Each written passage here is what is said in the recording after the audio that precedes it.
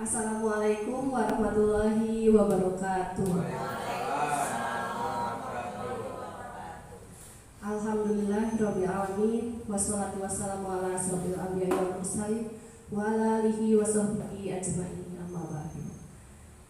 Yang saya hormati Ibu Bapak Guru SD Negeri 1 Balong Jaya, pertama-tama marilah kita panjatkan puji dan syukur kehadirat Allah Subhanahu wa taala yang mana pada kesempatan hari ini kita dapat berkumpul di sini untuk diseminasi tentang budaya positif dalam keadaan sehat walafiat.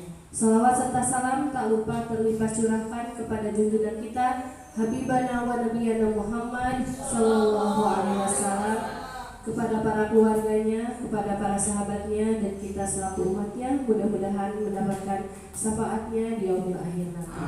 Amin.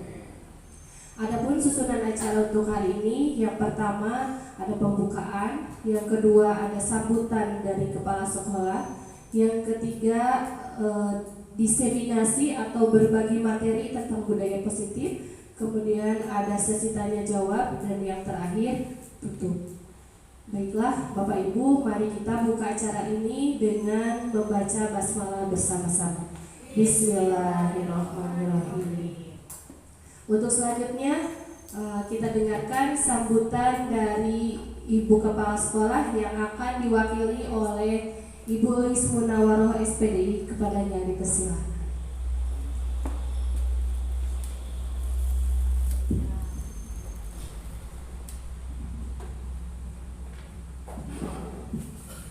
Bismillahirrahmanirrahim. Alhamdulillahirrahmanirrahim. Wassalatu wassalamu ala asyrofil anbiya'i wa ala alihi washabbihi ajmain. Assalamualaikum warahmatullahi wabarakatuh.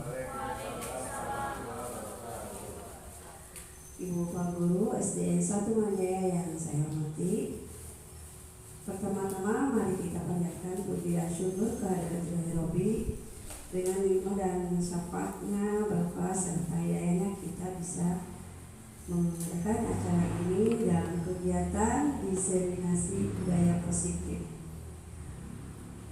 Sholawat beserta salam kita limpahkan, semoga tercurah limpahkan ke Habibana wa Nabiyana, junjungan kita Nabi Muhammad SAW. Semoga kita sebagai umatnya mendapat syafaat di akhir nanti dan menjadikan bersama-sama di surganya Allah Subhanahu wa taala. Amin ya rabbal alamin.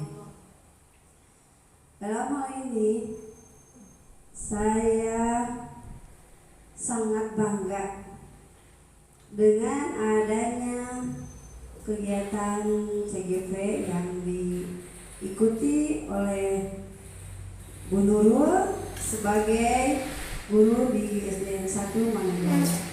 Semoga dengan adanya CGV di salah satu rekan kita menjadikan inspirasi dan motivasi bagi yang lainnya.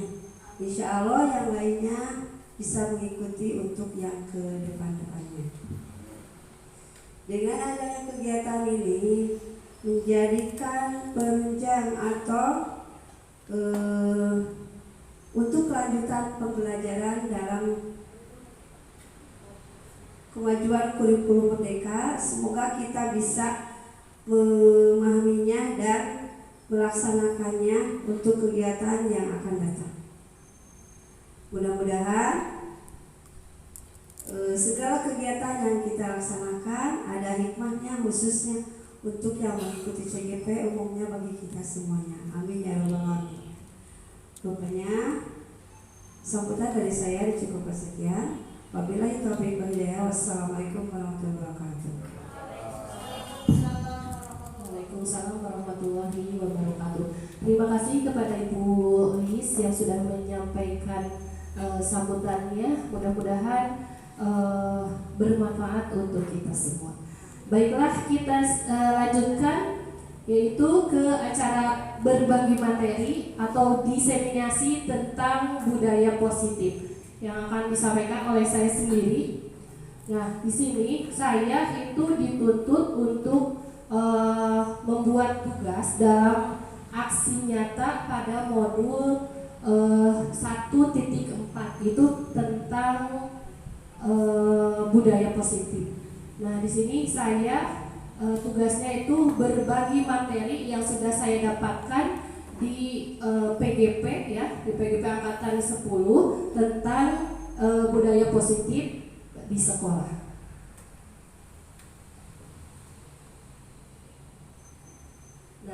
Nah, di sini ada penyebaran pemahaman dan penerapan pengalaman modul 1.4 tentang budaya positif. Ada yang tahu budaya positif itu apa? Kebiasaan yang baik yang diterapkan kepada anak-anak. Ya. Nah, konsep inti dari budaya positif ini ada kalau tidak salah ada 8. Di sini yang pertama ada perubahan paradigma belajar, kemudian ada disiplin positif, selanjutnya ada nilai-nilai kebajikan, kemudian ada kebutuhan dasar manusia, motivasi perilaku manusia, posisi kontrol guru, keyakinan kelas, dan yang terakhir adalah segitiga restitusi. Nah, ya ini yang akan nanti saya jelaskan tentang materi-materi budaya positif. Kemudian, nah ini ada pertanyaan pemantik dari tugasnya. Apakah Anda setuju dengan pertanyaan ini? Pertanyaan yang pertama, pernyataan, mohon maaf ya, pernyataan. Hukuman dapat mendisiplinkan anak. Bapak Ibu setuju atau tidak? Setuju? Dengan alasan? Selagi hukumannya tidak melampaui batas atau tidak merugikan para kita atau Anak didiknya, ya. Ya, kalau yang lain setuju atau tidak? setuju asal tidak membuat atau Ya, setuju ya. Nah, kemudian pemberian hukuman dengan hal positif seperti membaca atau membersihkan halaman sekolah dapat meningkatkan disiplin anak. Setuju atau tidak? Setuju. Setuju ya? Karena pernah saya juga memberi hukuman, masih ingat ada siswa yang tidak mengerjakan PR, saya beri hukuman dengan lari mengelilingi lapangan. Tapi ternyata siswanya masih terus melakukan hal-hal yang sama. Ada lagi misalkan yang membuat atau disuruh menghafal surat-surat pendek ya. Nah, bagaimana itu? Meningkatkan disiplin atau tidak? Masih kurang ya. Yang terakhir, memberi penghargaan dapat meningkatkan motivasi belajar anak. Setuju atau tidak? Setuju. Setuju ya. Tapi misalkan di kelas saya misalkan selalu memberikan hadiah atau penghargaan kepada siswa, sementara misalkan di kelas yang lain tidak. Nah, jika suatu saat saya tidak masuk sekolah, ya, terus diganti dengan guru yang lain, pas di waktu kegiatan tersebut gurunya tidak memberi penghargaan, apakah akan meningkatkan semangat anak untuk belajar? Tidak. Tergantung situasi ya.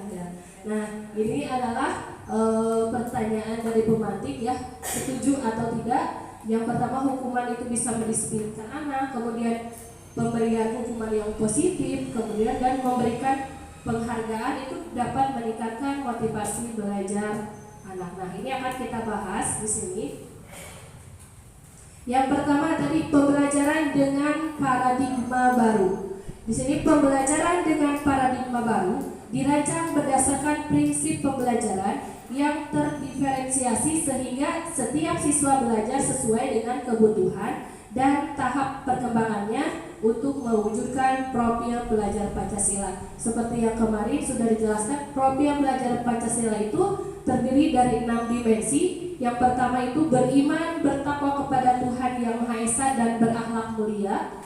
kemudian ada mandiri, bernalar kritis, kreatif, bergotong royong, dan kebinekaan global. Jadi harus sesuai atau dengan mewujudkan profil pelajar Pancasila. Kemudian ada miskonsepsi teori kontrol. Nah, di sini teori kontrol menurut Dr. William Glasser. Ada ilusi guru mengontrol murid. Seharusnya bagaimana? Sudah benar? Guru yang mengontrol murid?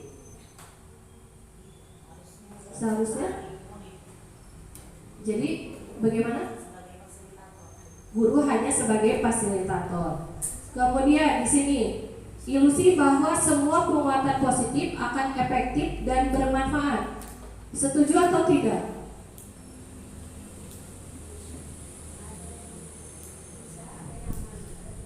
Setuju dan tidak setuju ya. Bagaimana? Tergantung tadi situasi dan kondisinya. Kemudian ada lagi ilusi bahwa kritik dan membuat orang merasa bersalah dapat menguatkan karakter. Ya, ini bagaimana? Setuju? Tidak? Yang terakhir, ilusi bahwa orang dewasa memiliki hak untuk memaksa. Tidak, ya. Karena tidak akan, ya, berontak. Ya. Jadi tidak dengan paksaan. Kita lanjutkan. Nah, disiplin positif. Apakah di sekolah kita sudah melaksanakan disiplin positif? Sudah ya. Nah, di sini kata disiplin berasal dari kata Latin, bahasa Latin yaitu disciplina yang artinya belajar. Disiplin diri dapat membuat seseorang menggali potensinya menuju kepada sebuah tujuan, sesuatu yang dihargai dan bermakna. Dengan kata lain, disiplin diri juga mempelajari bagaimana cara kita mengontrol diri dan bagaimana menguasai diri untuk memilih tindakan yang mengacu pada nilai-nilai yang kita hargai. Kemudian, disiplin positif. Tadi hanya disiplinnya ya. Sekarang disiplin positif merupakan salah satu cara penerapan disiplin yang bertujuan untuk menumbuhkan kesadaran serta memberdayakan murid tanpa imbalan atau penghargaan atau reward, kemudian ancaman atau hukuman. Nah, sudah tidak ini disiplin positif di sekolah kita. Kita masih menerapkan hukuman dan penghargaan ya? Ya, saya juga mungkin awal-awalnya sama masih suka memberikan hukuman kepada anak, kemudian juga memberi imbalan atau reward. Jadi anak itu nantinya akan, kalau hukuman nantinya akan menjadi atau mempunyai rasa takut ya untuk misalkan ke sekolah atau jika memang mereka itu melanggar sesuatu, jadi ada takut untuk dihukum. Nah, apabila kalau sebaliknya misalkan kalau kita selalu sering memberikan penghargaan, jadi anak itu akan merasa jadi apa ya? Iya, jadi tidak sadar dari dalam dirinya sendiri. Jadi ada tujuan lain. Tujuannya saya itu ingin ke depan karena ingin mendapatkan hadiah. Ya, seperti itu. Ya, memang memberi semangat, tapi kalau terus-terusan dilakukan seperti itu, ya, tuman. Ya, tujuannya lain. Jadi tidak dari dalam dirinya sendiri. Ya, sekali-kali boleh, tapi jangan sampai keterusan, ketergantungan nanti. Nah, sebagai pendidik, tujuan kita adalah menciptakan anak-anak yang memiliki disiplin diri sehingga mereka bisa berperilaku dengan mengacu pada nilai-nilai kebajikan universal dan memiliki motivasi intrinsik, bukan ekstrinsik dalam perubahan perilaku ke arah yang lebih baik. Jadi, nah kita itu harus menimbulkan anak itu motivasinya dari dalam diri sendiri anak tersebut, bukan dari faktor dari luarnya yang ekstrinsik itu. Ya, tapi kadang susah ya untuk menimbulkan motivasi dirinya. Harus ada dorongan dari luar. Iya, dari dorongan dari luar ya supaya muncul dengan sendirinya.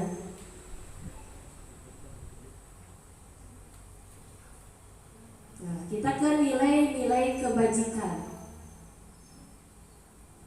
Nilai yang disepakati bersama. Ini nilai kebajikan itu adalah nilai yang disepakati bersama lepas dari suku bangsa, agama, bahasa maupun latar belakangnya.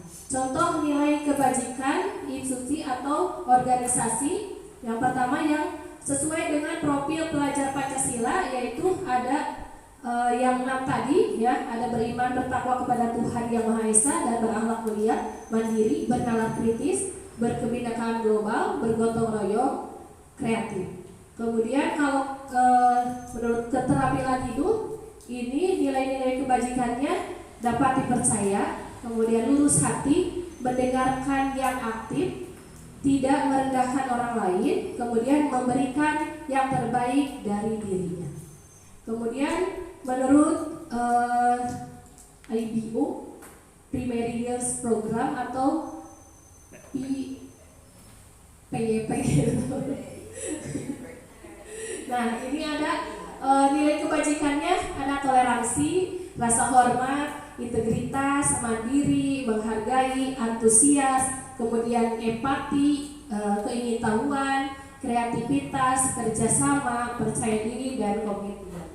Nah, itu ada yang termasuk nilai-nilai kebajikan. Jadi ini nilai-nilai yang bisa diterima oleh seluruh ya masyarakat. Betul. Nilai-nilai yang baiknya ya. Nah, ini lanjutkan ke materi kebutuhan dasar manusia. Menurut Bapak Ibu, apa sih kebutuhan dasar manusia itu yang kita butuhkan? Ada apa saja? Apa? Sandang, pangan, papan, ya harus ya, makanan, minuman, tempat tinggal. Nah, itu suatu kebutuhan untuk kita, bagaimana bisa bertahan hidup. Kemudian ada lagi pendidikan, penghargaan, sarana apa Farida? Olahraga, kasih sayang, ya terus berarti uang, sosialisasi, nah, iya berekspresi. Nah, ternyata kebutuhan dasar manusia itu di sini yang paling utama ya, yang paling utama itu ada 5 kebutuhan dasar manusia. Nah, kebutuhan dasar manusia adalah segala sesuatu yang kita lakukan untuk mendapatkan apa yang kita inginkan.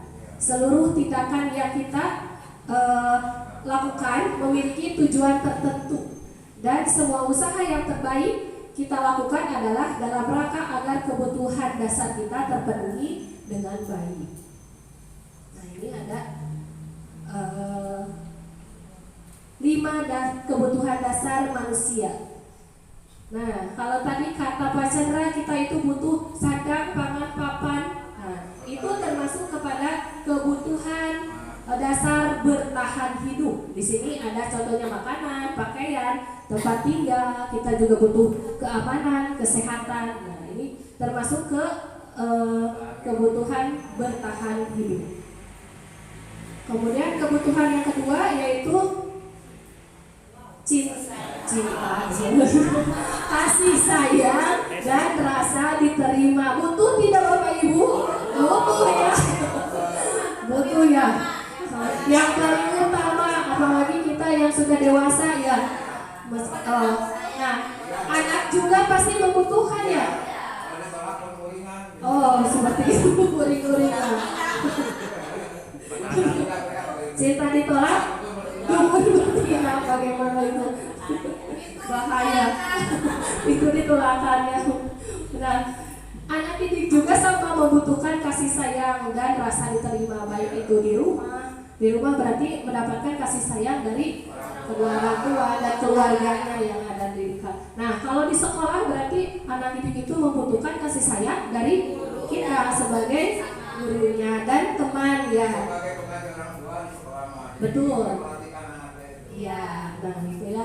Kebutuhan dasar yang kedua, rasa diterima, dipedulikan, berbagi, kerjasama, menjadi bagian dalam kelompok. Kemudian kebutuhan yang ketiga, nah ini semangat penguasaan, kebutuhan penguasaan. Butuh tidak Bapak Ibu? Contohnya penguasaan Bidang pendidikan, penguasaan jabatan, ya betul sekali, jabatan, atau misalkan kita itu butuh pengakuan dari orang lain. Kalau anak itu kan biasanya, nah suka ada yang menjadi bukan orang-orang yang penguasanya, raja di kelas biasanya. Nah itu adalah kebutuhan dasar. Nah, penguasa jadi ingin menunjukkan bahwa dirinya itu adalah punya kekuasaan, itu cari perhatian, caper. Nah di sini harga diri, keinginan untuk dianggap, kemudian memimpin, berprestasi juga diakui dan ingin didengar, itu termasuk ke dalam kebutuhan dasar penguasaan. Selanjutnya ada kebutuhan dasar, nah apa ini? Nah, ya kebebasan. Butuh tidak kita kebebasan? Butuh sekali ya. Butuh. Contohnya kebebasan dalam hak berbicara, berekspresi, ya. Kemudian hak memilih boleh? Boleh, bebas ya. Terus memilih teman, iya. Memilih pasangan juga ada tadi jodohnya, memilih sendiri. Nah itu juga bebas. Bebas tapi terbatas. Ya.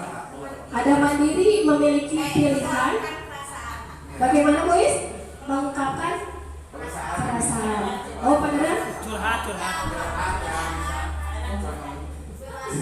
Kebebasan, bebas memilih calon istri.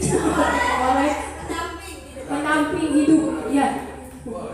Betul, itu kebutuhan. Kemudian yang terakhir, sosialisasi. Kesenangan, betul ya. Betul sekali. Nah, itu menjadi kebutuhan dasar manusia, yaitu kesenangan. Senang kita itu kalau hatinya sudah senang pasti akan berpengaruh kepada yang lainnya juga. Tapi kalau kita hanya teriak banyak masalah, jadi dampaknya juga. Yang harus kita itu rasakan itu adalah kesenangan. Kesenangan itu baik itu di rumah, di sekolah, ya. Kita butuh sekali ini. Nah, kan bermain anak-anak juga, kemudian ada humor, kemudian antusiasme dan tertawa. Nah, itu adalah contoh kebutuhan dasar manusia yang pasti setiap orang juga memiliki, membutuhkan. Benar. Kemudian kita lanjutkan. Nah itu jalan. Jelas kerapnya. Kunaon dia Pak Yadi? Aliman sih kan aliman gesernya. Oh ternyata.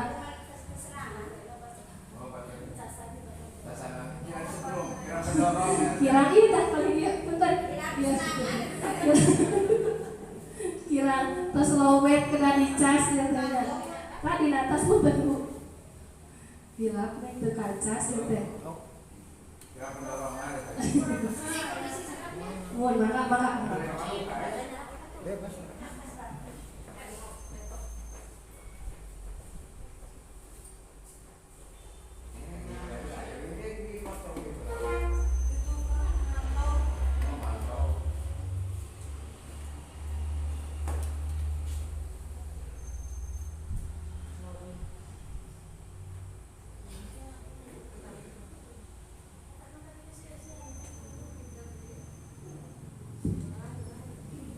Nah, kita lanjutkan. Kita ke materi motivasi perilaku manusia.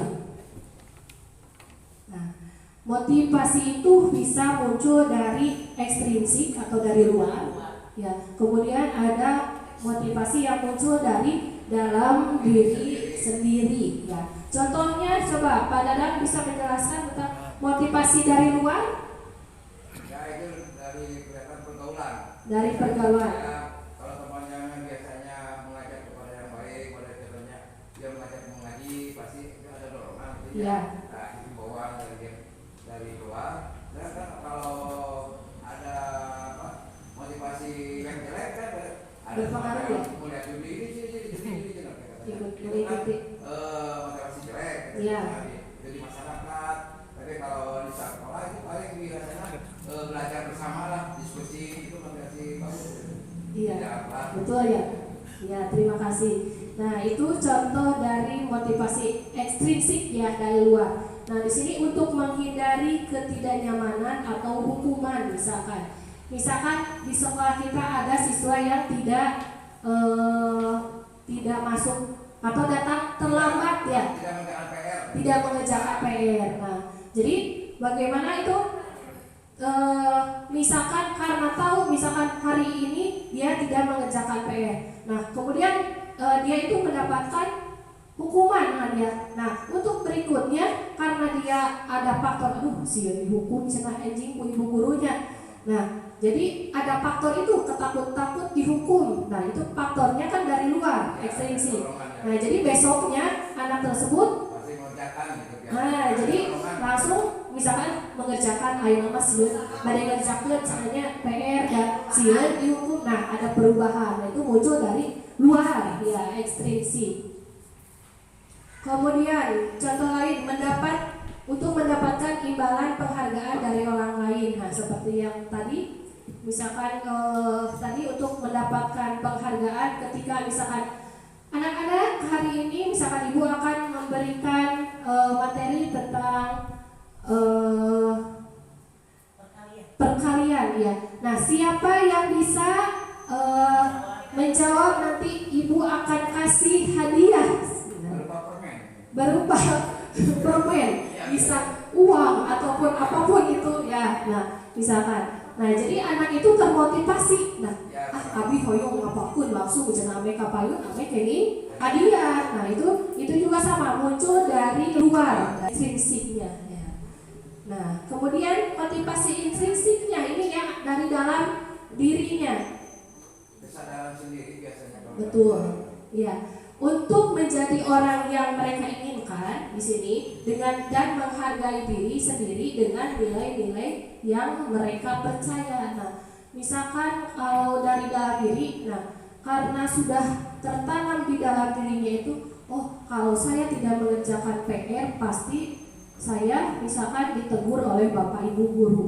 Jadi saya mah ingin langsung misalkan setelah langsung kerjakan. Atau misalkan sudah tahu peraturan di sekolah masuk itu pukul 7. Nah, jadi anak itu dari mulai bangun tidur diusahakan untuk tidak kesiangan dan datang ke sekolah tepat waktu. Nah, itu sudah sadar diri, kesadaran dari diri sendiri yang benar sekali. Nah, ini yang harus kita munculkan, yaitu kesadaran dari diri sendiri kepada peserta didik ya, dari kita sebagai gurunya. Kemudian ada 5 posisi kontrol guru di sini. Nah, kita ini sebagai bapak ibu guru sudah memiliki posisi yang mana dari kelima ini? Coba bisa dilihat. Yang pertama ada penghukum. Kemudian ada pembuat rasa bersalah.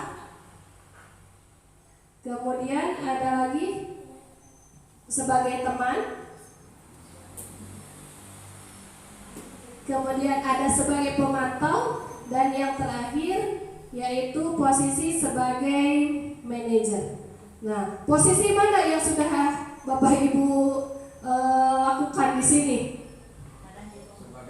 Penghukum pernah, jadi teman, pemantau, membuat rasa bersalah. Suka ya, suka. Membuat rasa bersalah ke anak. Ya, ya ada. Pernah ya, pernah. Jadi anak itu menjadi umurnya abi teh salah nyalapat gitu tanya. Suka ya? Ya. Penghukum, pembuat rasa bersalah, teman, pemantau dan manajer. Nah, di sini yang paling baik itu adalah posisi manajer. Memimpin, benar sekali. Sudah kita lakukan, masih sudah, tapi seringnya jadi posisi penghukum untuk disiplin ya. Konsep disiplin dengan identitas gagal. Nah, tadi yang memberikan hukuman itu tidak terencana, tiba-tiba, kemudian murid tidak tahu apa yang terjadi atau tidak dilibatkan, kemudian bersifat satu arah, berupa hukuman fisik atau psikis. Nah, di sini ini tadi itu memberikan hukuman itu sebetulnya kurang tepat ya untuk meningkatkan kedisiplinan dari siswa. Jadi mungkin hanya pada waktu itu saja ya diterapkannya. Mungkin masih bisa diulang lagi dan diulang lagi.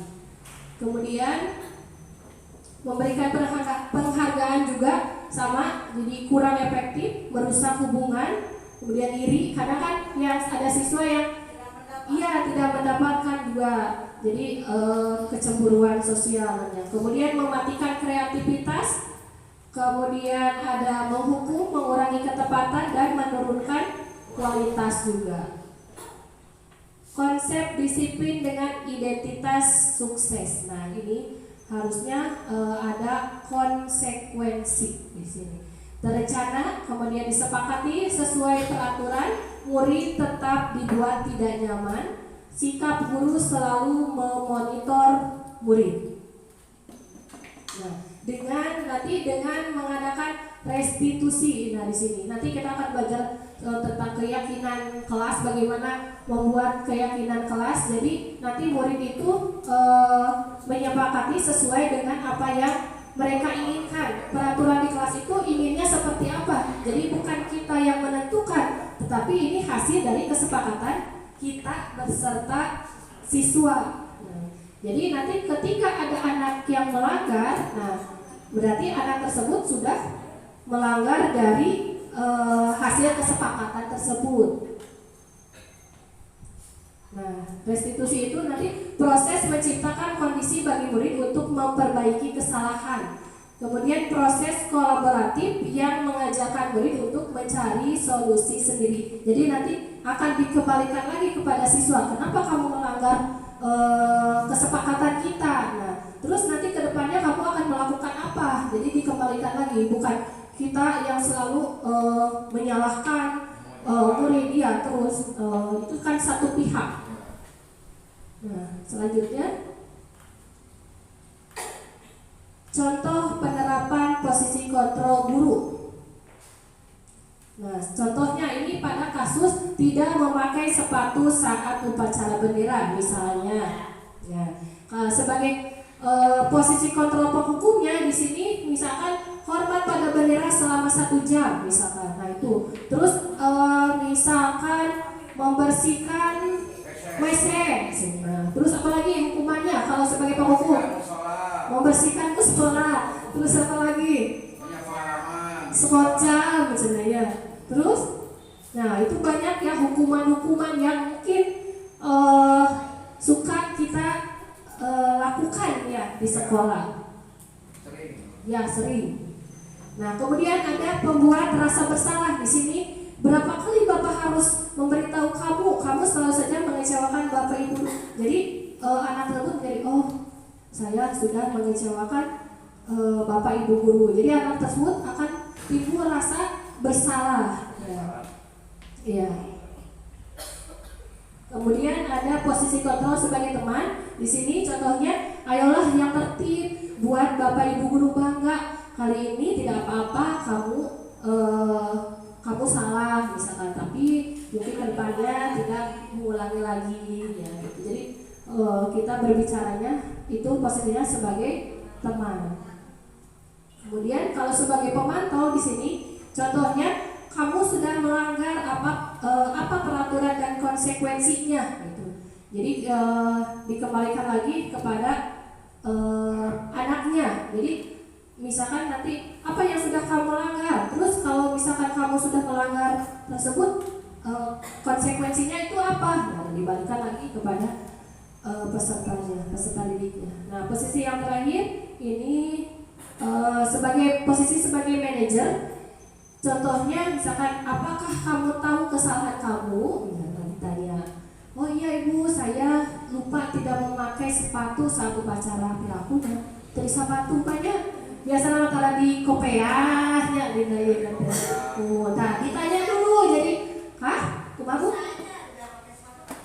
Oh iya, seperti yang kemarin ya, tidak pakai sepatu itu, pakai sendal, ya kan pasti dia itu punya alasan, iya. Nah, jadi kalau sebagai manajer di sini posisi kita, jadi kita jangan langsung memvonis ya, menjustis anak itu salah gitu ya. Nah, jadi harus bagaimana kita yang pertama dilakukan itu mencari tahu apakah kamu tahu kesalahan kamu. Oh iya, saya tahu. Misalkan saya tidak lupa bu, tidak memakai sepatu karena kaki saya sakit kemarin ya, jadi hari ini saya menggunakan sendal ya.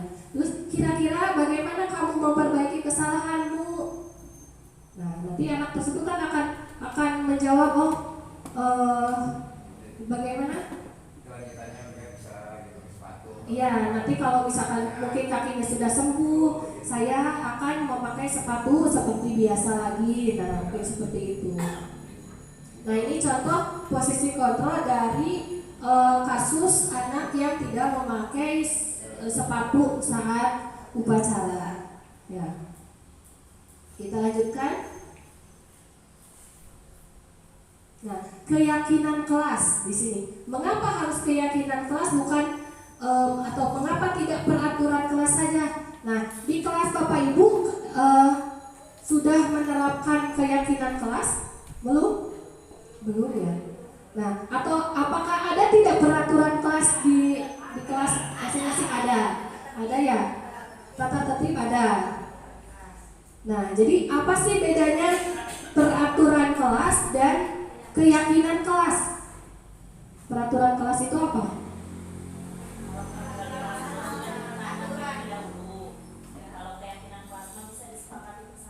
Ya, betul sekali. Kalau peraturan kelasnya sudah ditentukan, baik itu biasanya dari gurunya kalau di kelas. Kalau misalkan peraturan sekolah itu berarti dari guru kepala sekolah ya, guru-guru. Jadi anak itu harus taat kepada peraturan yang sudah ada ya. Mau tidak mau, kalau mereka sudah sekolah di sekolah ini, mereka harus taat atau patuh terhadap aturan yang ada. Nah, begitu juga di kelas, peraturan kelas berarti misalkan kita sudah membuat peraturan kelas. Nah, di kelas itu anak-anak itu harus seperti ini, tidak boleh ini, harus begini. Nah, itu. Jadi anak itu harus otomatis nurut dengan peraturan yang ada di kelas. Nah, ini berbeda dengan kalau keyakinan kelas. Benar sekali tadi kata Ibu Yuri, keyakinan kelas itu adalah peraturan yang sudah disepakati bersama di kelas, baik itu guru dan muridnya. Iya, jadi hasil kesepakatan bukan hanya gurunya saja atau tidak anaknya saja. Jadi harus ada dua belah pihak yang menyepakati peraturan tersebut. Contohnya menyapu gitu. Iya. Iya, piket kelas. Betul. Banyak sekali piket kelas, misalkan menjaga kebersihan lingkungan, kemudian datang tidak terlambat, ya itu juga kan peraturan. Kalau sepakat misalkan, atau misalkan tidak keluar sebelum waktu istirahat, ya, nah itu kan kalau sepakat semua, nanti kalau yang melanggar bagaimana? Nah, jadi dikembalikan lagi ke anak-anaknya, ya. Nah, mengapa kita memiliki peraturan tentang penggunaan helm saat mengendarai kendaraan roda 2 atau motor? Kenapa? Itu peraturan? Peraturan yang dibuat siapa? Polisi lalu lintas. Ya, itu untuk menjaga keselamatan. Bukan karena takut ditilang. Bukan ya. Walaupun dekat, udah catat iya mau di helm cenanya. Nah, peraturan lalu lintas yang dibuat oleh kepolisian gitu ya. Nah itu, padahal di sini ada keyakinan kalau misalkan menggunakan helm itu bukan karena takut ditilang atau mungkin memang hanya peraturan dari kepolisian saja, tetapi yang paling utama di sini adalah untuk keselamatan pengendara tersebut. Kemudian, mengapa kita memiliki peraturan tentang penggunaan masker dan mencuci tangan setiap saat? Yaitu untuk apa keyakinannya? Kesehatan, kebersihan, ya, menghindari penyakit, benar sekali. Kemudian lanjutkan pembentukan keyakinan kelas. Nah, nanti saya harapkan Bapak Ibu di sini ketika mungkin kalau sekarang kan pembelajaran sudah di akhir ya, sedang ulangan penilaian akhir tahun. Nah, mungkin nanti untuk semester atau pembelajaran tahun ajaran baru ya. Nah, kita diusahakan membuat sebuah keyakinan kelas di setiap kelas masing-masing ya. Nah, contohnya nanti akan saya tampilkan di sini. Nah, untuk keyakinan kelas tersebut di sini bersifat abstrak ya. Jadi keyakinan kelas itu setiap anak bebas untuk mengeluarkan apa yang mereka inginkan. Hoyong naon idenya mau apa? Misalkan kita akan membuat sebuah peraturan di kelas. Pak Dadang maunya peraturannya Pak Dadang mau apa? Ya, jadi setiap anak itu berhak untuk mengeluarkan ide atau pendapatnya masing-masing. Walaupun nanti misalkan peraturannya ternyata ada yang sama, misalkan Pak Dadang dengan Bu Bella itu sama, misalkan peraturannya tidak membuang sampah sembarangan sami, berarti itu bisa disatukan ya peraturannya. Jadi tidak usah ditulis lagi gitu. Yang bedanya saja. Kemudian keyakinan kelas berupa pernyataan universal yang menyeluruh ya. Kemudian pernyataan keyakinan kelas senantiasa dibuat dalam bentuk positif. Jadi ada bentuk positif, ada negatif. Apa bedanya? Bentuk positif, contoh pernyataan dalam bentuk positif misalkan. Tidak ada kata melarang, jangan. Nah, betul. Tidak diusahakan tidak memakai kata jangan, tidak. Nah, misalkan seperti ini, tidak boleh membuang sampah sembarangan. Kita ubah ke dalam positifnya pada tempatnya. Ya, benar sekali. Tidak boleh terlambat datang ke sekolah, berarti datang tepat waktu. Nah, misalkan kata-katanya yang bentuk positif, dalam bentuk positif. Walaupun misalkan mungkin nanti ada anak yang menuliskan seperti itu, tidak apa-apa, dalam bentuk pokoknya apa yang mereka ungkapkan silahkan tuliskan saja. Nanti Bapak Ibu yang akan mengubah ke dalam bentuk positifnya. Jadi semua dituliskan dulu peraturan yang mereka inginkan, kemudian ubah ke dalam bentuk yang positif. Nanti kalau sudah sepakati baru menjadi sebuah keyakinan kelas. Nah, nilai-nilai kebajikannya apa saja? Nah, di situ yang muncul. Kemudian keyakinan kelas hendaknya tidak terlalu banyak sehingga mudah diingat dan dipahami oleh semua warga kelas. Kalau misalkan bagaimana kalau muridnya banyak dalam satu kelas, misalkan ada 40, berarti peraturannya mungkin ada 40, tapi mungkin ada ide atau pendapat yang sama. Nah, itu kan bisa berkurang.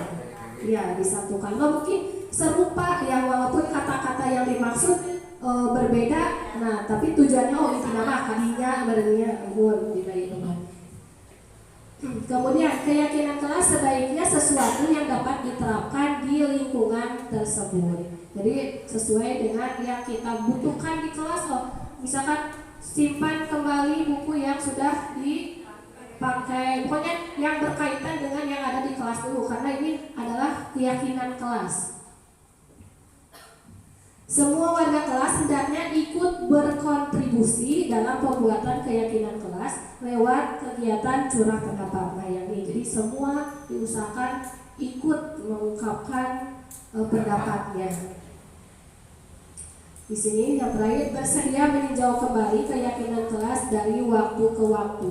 Jadi selalu diingatkan kalau misalkan sebetulnya itu kalau sudah sepakat semua tidak perlu kita ingatkan lagi ya, karena ini sudah menjadi keyakinan dari mereka sendiri. Iya, misalkan oh iya saya kan sudah sepakat tidak boleh membuang sampah sembarangan, berarti anak otomatis dengan sendirinya ketika melihat sampah dia akan membuang ke tempat sampah. Nah kemarin saya di sana itu dapat katanya kalau lingkungan kita ingin bersih ya, karena kan kita suka melakukan apa setelah senam ya, kita ya menjaga lingkungan kebersihan dengan misalkan mengajak anak-anak untuk melakukan bersih-bersih di lingkungan sekolah kita. Nah misalkan upayanya dengan menempelkan slogan-slogan di sekitar lingkungan kelas di sekolah. Jadi ditempel ada kata Lisa cenebut, lihat sampah ambil Lisa. Nah, ada lagi tertarik Lisa, Lisa teh sanes naon? Dokutunya ternyata ada kepanjangannya Lisa lihat sampah ambil sebenarnya. Jadi ketika anak melihat sampah dengan sendirinya akan dia ambil. Tapi mungkin untuk sekarang anak-anak masih harus selalu kita ingatkan ya, karena yang ada di depan dasarnya sampah habis, nah itu tamat jelas batur, tapi kan, nah berarti belum tumbuh kesadaran dari dirinya sendiri, ya.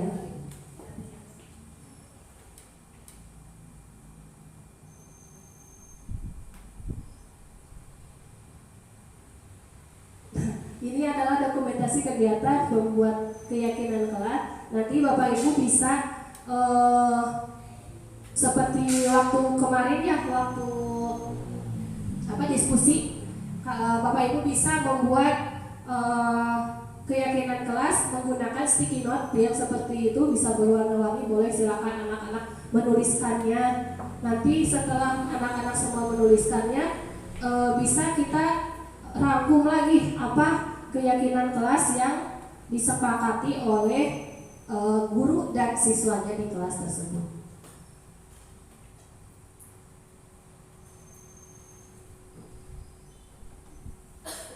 Nah, ini adalah ke segitiga restitusi. Segitiga restitusi ini misalkan posisi yang baik untuk yang tadi posisi kontrol yang baik, yaitu posisi sebagai manajer. Nah ini segitiga restitusi ini, yang pertama ada tiga langkah yang harus Bapak Ibu lakukan ketika menemukan anak-anak yang melakukan kesalahan baik itu di kelas ataupun di sekolah. Nah di sini yang pertama yaitu validasi tindakan. Yang pertama itu menstabilkan identitas. Kemudian yang kedua memvalidasi tindakan yang salah. Kemudian yang terakhir baru menanyakan keyakinannya. Contohnya di sini. Nah, segitiga restitusi itu adalah suatu proses dialog yang dijalankan oleh guru agar dapat menghasilkan murid yang mandiri dan bertanggung jawab. Nah, boleh tidak misalkan melakukan segitiga restitusi ini di depan anak-anak secara langsung, misalkan di depan banyak orang atau di depan temannya yang lain. Ketika anak ada yang melakukan kesalahan, sebaiknya bagaimana? Tidak boleh dipanggil ada kesalahannya. Iya. Diberi arahan gitu. Jadi jangan harus merasa rendah diri kalau di banyak orang kan. Iya. Drop. Iya, betul. Rendah diri. Jadi Dipanggil. Jadi kita berbicara dari hati ke hati, betul sekali. Ya, betul. Dari mulut ke mulut. Ya, nah iya betul sekali. Kalau misalkan kita melakukan atau berbicaranya secara langsung di mana kejadiannya, ya di situ misalkan ketika ada anak yang sedang berkelahi di lapak, kemudian kita datang nah langsung bagaimana anak tersebut? Kalau sedang tertekan mungkin emosinya akan naik lagi. Bisa wae kena berbahaya. Nah, jadi langkah baiknya kita ajak anak tersebut ruangan, sebuah ruangan kita ngobrol ya. Tapi itu banyak spontanitas ya kadang ya kita. Kemudian di sini tahapan segitiga restitusi. Nah, yang pertama itu menstabilkan identitas. Nah, ini kata-kata yang nanti bisa kita gunakan ketika anak itu melakukan kesalahan. Nah, kita bisa misalkan berkata seperti ini, berbuat salah itu tidak apa-apa. Ya, tidak apa-apa. Nah, kemudian tidak ada manusia yang sempurna. Ya, benar kan ya? Betul, ya, menstabilkan, gitu, menstabilkan. Kemudian saya juga pernah melakukan kesalahan seperti itu, jadi menguatkan, saya sabi hukum melakukan ITE-nya, gitu. Iya. Kemudian kita bisa menyelesaikan ini, gitu, jadi memberikan semangat anak tersebut. Kemudian Bapak Ibu tidak tertarik mencari siapa yang salah, tapi Bapak Ibu ini mencari solusi dari permasalahan ini. Benar, iya, mencari. Biasanya kita melakukan seperti itu. Jangan memojokkan anak. Betul sekali. Jangankan anak, kita juga yang tidak ingin dipojokkan. Betul ya. Ada pengakuan walaupun salah tetap. Benar. Ya. Kemudian kamu berhak merasa begitu. Terus, apakah kamu sedang menjadi teman yang baik buat dirimu sendiri? Nah, ini kata-kata yang bisa digunakan ketika kita sebagai guru menemukan siswa yang melakukan kesalahan untuk menstabilkan identitas siswa tersebut dulu. Kemudian selanjutnya di sini ada tahapan validasi tindakan yang salah. Nah, bisa digunakan kalimat seperti ini. Padahal kamu bisa melakukan yang lebih buruk dari ini ya. Misalkan mereka itu, anak itu misalkan sudah membuli temannya, bisa menggunakan kalimat seperti itu. Atau misal kamu pasti punya alasan mengapa melakukan hal itu, ya misalkan, ya Bu, alasannya saya, misalkan nanti akan mengeluarkan undang-undangnya sendiri ya. Kalau kita langsung memojokkan, iya dah, misalkan Febri mah itu salah, gitu kan, jadi otomatis boro-boro badai nggak jelaskan dan langsung nya cina ku ibu acan harus dicarikan ibu emosi, iya makin ya betul ya, memberikan kesempatan betul pasti setiap anak mempunyai alasan. Kemudian kamu patut bangga pada dirimu sendiri karena kamu telah melindungi sesuatu yang penting buat kamu, atau kamu boleh mempertahankan sikap itu tapi kamu harus menambahkan sikap yang baru. Misalkan bagaimana kalau misalkan kita menemukan siswa yang terlambat datang ke sekolah, apa validasi tindakan yang salahnya, bagaimana kalimatnya? Misalkan ditanya dulu alasannya mengapa terlambat. Mungkin ada dari keluarganya ada halangan atau bagaimana, itu jangan kita memberikan tindakan yang membaik pada anak. Iya, betul. Merasa, nanti aku iya, langsung ponis ya. Tapi kita nuhun alhamdulillah tos dugi ka sakola oge walaupun kasiangan ya.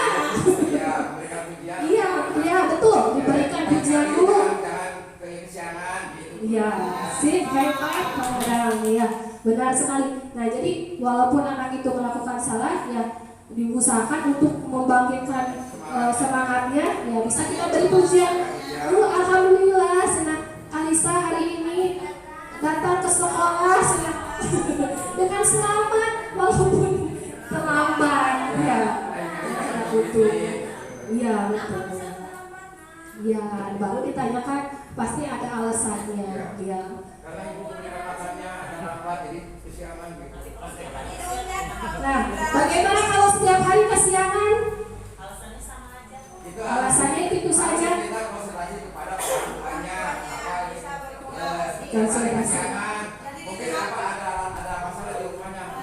Ya, kita harus melakukan komunikasi dengan orang tuanya. Alasannya mungkin yang sering itu biasanya kenapa alasannya? Iya.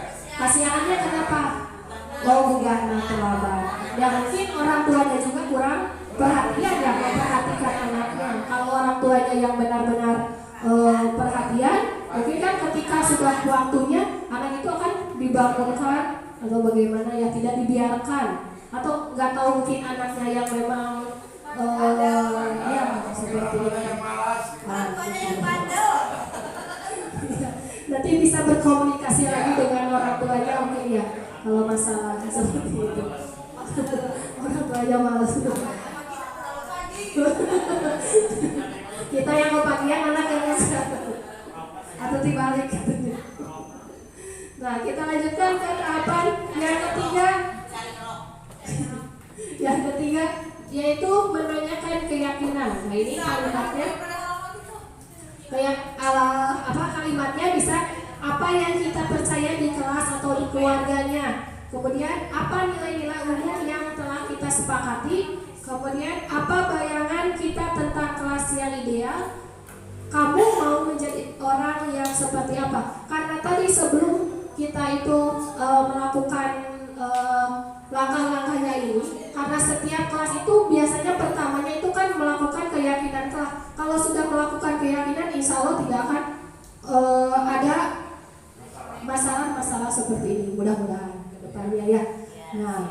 Nah ini adalah tahapan-tahapan yang mungkin bisa kita lakukan ketika menghadapi anak yang bermasalah.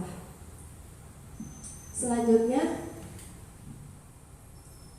sudah kita kesimpulan dalam penerapan program disiplin positif di sini, hendaknya guru memiliki standar pedagogi, kepribadian, profesional dan sosial yang baik, di mana guru mampu berefleksi pada posisi kontrolnya saat ini, bagaimana perjalanan dirinya sebagai seorang among atau posisi manajer yang menuntun murid-murid menjadi insan yang mandiri, merdeka dan bertanggung jawab sesuai dengan standar nasional pendidikan.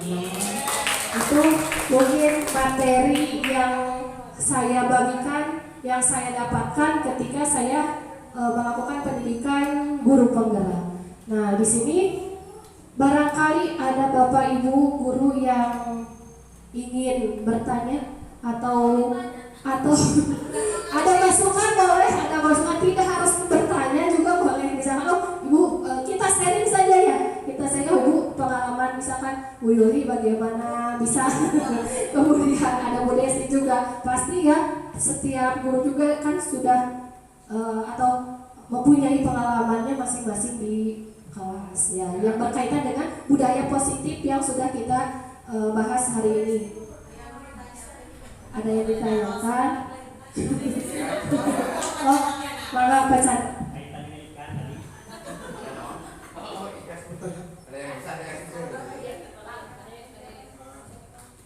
Dan ingin saya tanyakan terkait budaya positif. Jadi bagaimana langkah kita menerapkan budaya positif di sekolah tanpa adanya pemberian hukuman? Terima kasih. Nah, ini pertanyaan dari Pak Chandra. Bagaimana penerapannya ya?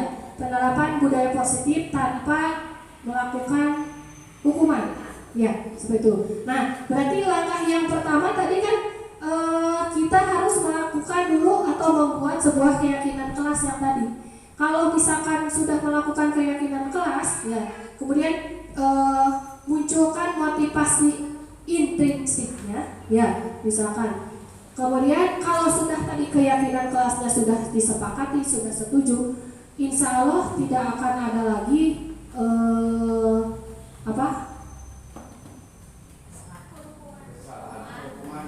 Iya, bisa. Ya, ke hal-hal positif ya. Ya. Nah, diusahakan mungkin setelah melakukan keyakinan kelas, misalkan anak itu akan sadar diri, mempunyai kesadaran dalam dirinya. Kalau melakukan hal tersebut, kita sudah melanggar keyakinan tersebut, dan kita juga sebagai guru tidak perlu lagi untuk menghukum kepada hal-hal yang negatif ya. Yang tadi kita bisa menggunakan hukuman yang ke arah yang positif, mungkin seperti itu.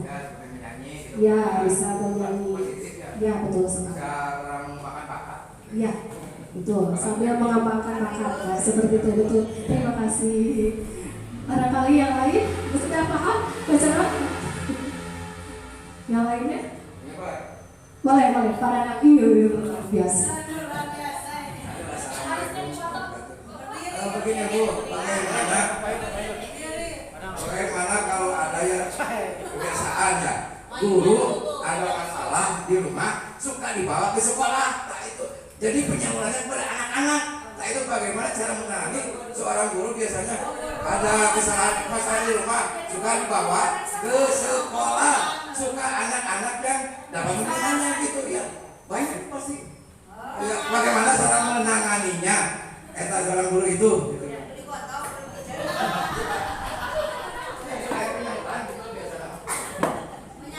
Betul, betul Madam. Mungkin saya juga merasakan ketika, nah pertanyaannya tadi bagaimana cara menangani yang mengatasi masalah yang ada di rumah supaya tidak terbawa ke sekolah ya. Barangkali Bapak Ibu ada yang siswa istighfar. Nah, misalkan mungkin siap.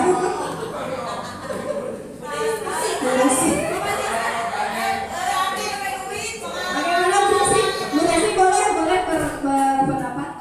Menurut Bu Desi bagaimana? Ya. Bu Desi ke depan.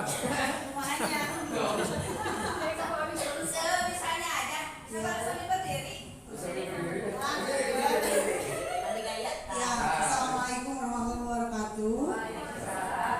Mungkin kalau berbicara ke permasalahan di rumah, setiap orang juga yang punya kepala pasti punya permasalahan, ya.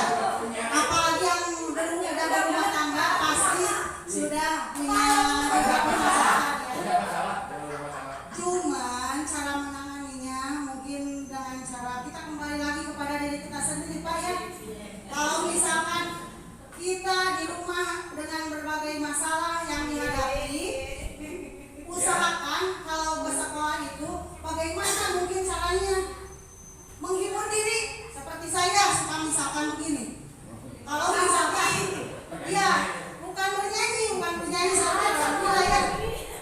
Mungkin yang pertama dilakukannya dengan cara ya sedikit-sedikit kita beristighfar gitunya. Astagfirullah, atau sambil ojek kan sambil misalkan dari jalan rumah ke sini sambil jalan ya dengan cara yang hal-hal kecil dengan istighfar. Terus datang ke sekolah, kita itu kan say hi dengan teman-temannya, bisa juga itu merefleksi otak kita dengan bahwa di sekolah itu ada suasana baru yang harus kita hadapi. Jadi tidak sepantasnya kita ke sekolah dengan wajah dan muka masam dan uring-uringan itu padamnya. Ya, selanjutnya mungkin dengan cara memanggil satpam sini. Pijitin dulu dong sebentar. Itu mungkin pengalaman pribadi saya ya. Dengan cara mungkin ada refleksi ya, dan misalkan pasangan yang bisa menghijab gitu. Misalkan kotak-kotak itu yang tadinya sarap-sarap kotak yang tadinya tegang ya, yang tadinya tegang menjadi ringan kembali. Mungkin seperti itu masukan dari saya yang sering saya lakukan sehari-hari ya itu banyak. Ya, pengalaman pribadi. Barangkali yang lain mau mengikuti silahkan. Berapa saya banyak jawab. Assalamualaikum warahmatullahi wabarakatuh. Waalaikumsalam warahmatullahi wabarakatuh. Nah, barusan ada masukan katanya dari Bu Desti. Sudah istighfar, sudah banget. Ya, saya istighfar. Merefleksi diri. Ya, kalau memang benar ya setiap orang itu pasti memiliki masalah, ya itu baik di rumah maupun di sekolah. Nah mungkin kalau menurut saya ya kuncinya pasti ketenangan, tenang dulu ya. Ya, tenang. Kemudian bisa dengan kita itu berbagi dengan bercerita, ya, bertukar cerita dulu, curhatlah ya kepada orang yang bisa, ya curhat dong, ya betul, curhat berbagi dengan orang terdekat kita. Oh, abi teh gitu kan biasanya kalau unek-unek itu dipendam sendiri, nah pasti akan ya uring-uringan, nah itu betul. Tapi kalau misalkan kita bisa berbagi, mungkin ada sedikit lah keringanan, ya betul sekali. Curhat memang itu mah pokoknya mau diberikan solusi atau diberikan ya pokoknya mah kita dengarkan saja. Nah itu ya saya keluar unek-unek. Mungkin dengan sedikitnya dia itu berbicara, mungkin meringankan beban. Ya betul sekali. Kemudian harus senyum, salam, sapa ya kepada anak-anak, karena yang dihadapi di sekolah, di kelas itu utamanya anak-anak ya, betul, makhluk hidup, benar sekali. Nah jadi kita itu harus nuju aya masalahnya seri we cenanya, anggap we cenah aya masalahnya.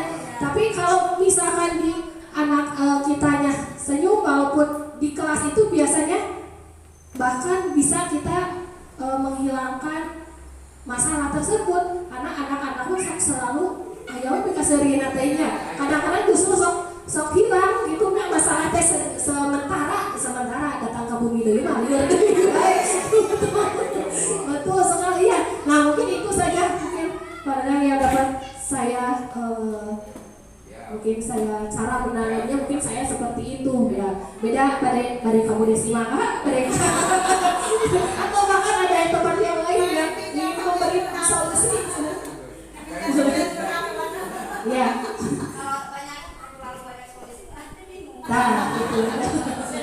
Nah, ambil saja yang positif ya, cuma ambil positif, dan tadi lagi budaya positif, jadi ambil yang baik-baiknya ya. Karena kita satu lingkungan, kita satu tim, tidak ada salahnya kita untuk berbagi hal-hal yang baik demi kemajuan sekolah kita. Bagaimana, cukup? Tidak ada lagi yang bertanya? Oh boleh satu lagi. Oh mana harus berpendapat atau mana pelaku? Assalamualaikum warahmatullahi wabarakatuh. Saya ucapkan terima kasih terutama untuk diri saya pribadi, karena dengan adanya diseminasi ini maka ada pemasukan baru untuk saya, terutama karena saya merasa selama ini hanya bertindak sebagai penghukum kebanyakan. Jadi mulai dari sekarang, ayo semua kita perbaiki diri kita. Di awal semester depan, ayo kita jadikan SD1 lebih baik lagi. Kita budayakan setiap hari budaya positif. Kita buat kesepakatan atau keyakinan kelas, dan kita adakan segitiga restitusi kepada anak-anak. Jadi ayo kita jadikan anak-anak kita anak yang lebih baik dan sama mendukung mereka. Terima kasih. Terima kasih kepada Bu Yuli.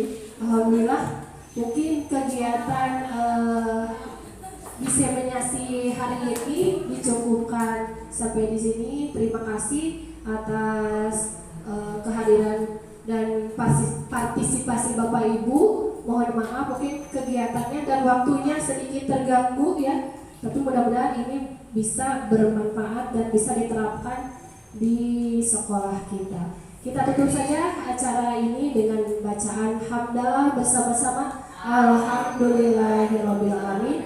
Wabillahi taufiq wal hidayah. Wassalamualaikum warahmatullahi wabarakatuh.